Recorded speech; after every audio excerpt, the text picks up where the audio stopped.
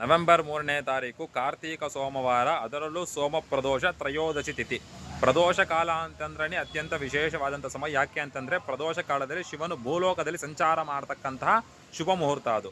ಆ ಸಮಯದಲ್ಲಿ ನೋಡಿ, ಯಾರಿಗೆ ಚಂದ್ರನಿಗೆ ಸಂಬಂಧಪಟ್ಟಂಗೆ ಮಾನಸಿಕವಾದಂಥ ಒತ್ತಡಗಳು ಜಾಸ್ತಿ, ಮೆಂಟಲ್ ಸ್ಟ್ರೆಸ್ಸು, ಆಂಗ್ಸೈಟಿ ಫಿಯರ್ ಇರತಕ್ಕಂಥವ್ರು, ಡಿಪ್ರೆಷನ್ ಆಗ್ತಾ ಇರ್ತಕ್ಕಂಥವ್ರಿಗೆ, ಮತ್ತು ಮದುವೆಗಳಲ್ಲಿ ಜಾಸ್ತಿ ಲೇಟ್ ಆಗ್ತಾ ಇರ್ತಕ್ಕಂಥ, ವಿಳಂಬ ಆಗ್ತಾ ಇರ್ತಕ್ಕಂಥವ್ರಿಗೆ, ಮತ್ತು ಫೈನಾನ್ಷಿಯಲ್ ಸ್ಟ್ರೆಸ್ ಜಾಸ್ತಿ ಅಂದರೆ ಋಣಬಾಧೆಗಳು, ಸಾಲ ಬಾಧೆಗಳು ಇರ್ತಕ್ಕಂಥವ್ರು, ಇವರು ಶಿವನ ದೇವಸ್ಥಾನಕ್ಕೆ ಒಂದು ಸಾಯಂಕಾಲ 5ರಿಂದ 5:30 ಈ ಒಂದು ಸಮಯದಲ್ಲಿ ಶಿವನಿಗೆ ಮತ್ತು ನಂದೀಶ್ವರನಿಗೆ ಪ್ರದೋಷ ಕಳೆದ ಅಭಿಷೇಕವನ್ನು ಮಾಡ್ತಾ ಇರ್ತಾರೆ.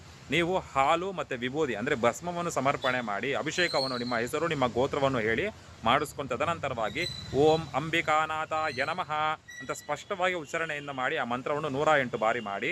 ಈ ರೀತಿ ಮಾಡಿದ್ಮೇಲೆ ಖಂಡಿತವಾಗ್ಲೂ ಶಿವಾನುಗ್ರಹ ಅಂತಕ್ಕಂಥದ್ದು ಆ ಒಂದು ಮುಹೂರ್ತದಲ್ಲಿ ಆಗುತ್ತೆ. ಪ್ರತಿಯೊಬ್ಬರಿಗೂ ಸಾಧ್ಯವಾದರೆ ಅವತ್ತು ಉಪವಾಸವಿದ್ದು ಸಾಯಂಕಾಲ ಪೂಜೆ ಆದ ನಂತರ ರಾತ್ರಿ ನೀವು ಊಟವನ್ನು ಸೇವನೆ ಮಾಡ್ಬೋದು. ಈ ಒಂದು ವಿಷಯ ಎಲ್ಲರಿಗೂ ಕೂಡ ತಿಳಿಸಿ ಹೇಳಿ. ಸ್ವಸ್ತಿ ಲೋಕ ಸಮಸ್ತ ಸುಖಿನೋ ಭವಂತು.